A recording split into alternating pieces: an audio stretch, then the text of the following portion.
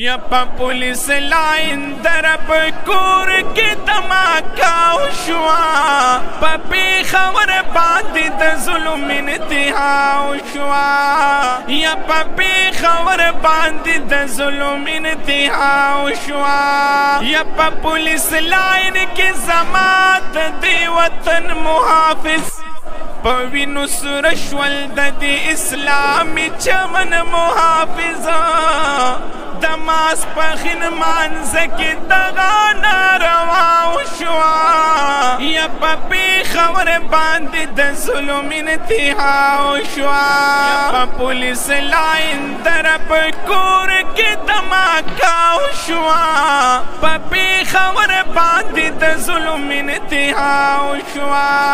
یا پا پیخور باندی دا ظلم انتہاو شوا یا دا ظالمان کلی ټول ګونګیان پخپوی شل کړی ربا شکل یې وران کړی په نامې د پاگل کړی ربا یا په وینو سره شول زمونږ وروڼه دا ناراو شوا یا په پیښور باندې د ظلم انتهاو شوا یا په پولیس لاین درب کور کې دماکاو شوا یا په پیښور باندې د ظلم انتهاو شوا زما د ملک حفاظت وکړئ په جړا چاړما د دې وطن دښمنان ټول تباو برباد غواړم زمونږ په سر د یهودي سره سودا وشوه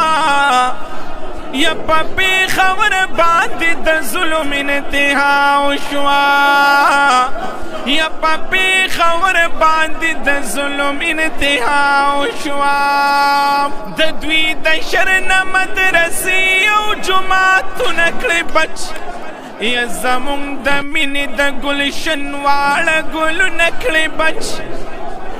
یا په لاس راکړې بیا جهره فیصله وشوه یا په پیښور باندې د ظلم انتها وشوه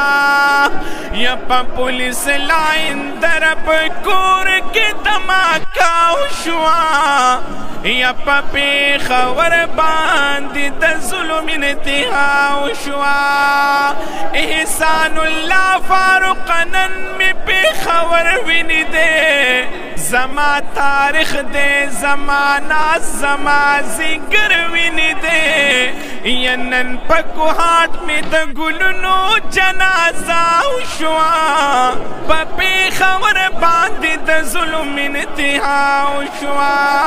یا پا پیښور باندې د ظلم انتہا شوا یا پا پولیس لاین درب کور کی دماکا شوا یا پا پیښور باندې د ظلم انتہا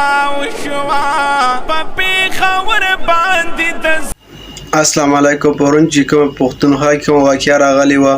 کوم شهیدان چې الله پاک دی له هغه جهان کې خوشحاله کړي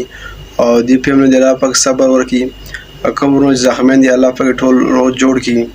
او مرو حق ته موږ ټول به مرو نو افسوسناک واقعیا دا ده چې سبا غیر ملکي کس راپاڅي او ساس په عمل کې جومات هم دمکه کېږي ساس په عمل کې جومات هم محفوظ نه دی نو تاسو څنګه مسلمانان یاستئ ډېر افسوس دی ډېر افسوس دی پښتون وینه په پیسو باندې تویږي د ویډیو کتل ډېر مهرباني والسلام